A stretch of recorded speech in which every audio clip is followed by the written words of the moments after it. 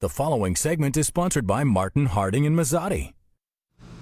After nearly a century of being in business, the bridal gown designer Alfred Angelo abruptly declared bankruptcy last week and shut the doors on its retail locations nationwide, leaving more than 1,400 retailers scrambling to fill orders. Now, here to help examine this issue is attorney Dan D'Agostino from the law firm of Martin, Harding and Mazzotti. Dan, welcome back. Thank you.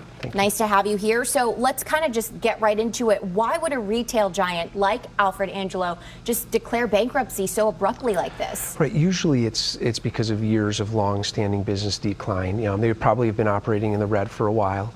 We've done some research, and it looks like they've got debts that are millions of dollars, and they've got assets of only about 50,000. So I think they have no choice but to close the doors. So what is the difference here? You know, we're talking about bankruptcy, but what's the difference between Chapter 11 and Chapter 7 bankruptcy? Yep. Chapter 7, that is a complete liquidation of your assets, meaning you sell everything you have and a trustee is appointed, and the creditors will, make claims with the trustee for some of what's owed back to them. But Chapter 11 is, you want to reorganize, you want to restructure your debt, continue to do business, continue to employ people, and hopefully in a couple years after that, you're back to running normal. Okay, so I mean, obviously this is a nightmare for people who've purchased dresses from Alfred Angelo locations. What should these brides-to-be do? I mean, is there anything they can do at this point? Well, theoretically there is. If they bought it from a retailer, I would go back to the retailer, and if the dress isn't there, ask for a refund so you can get a new dress.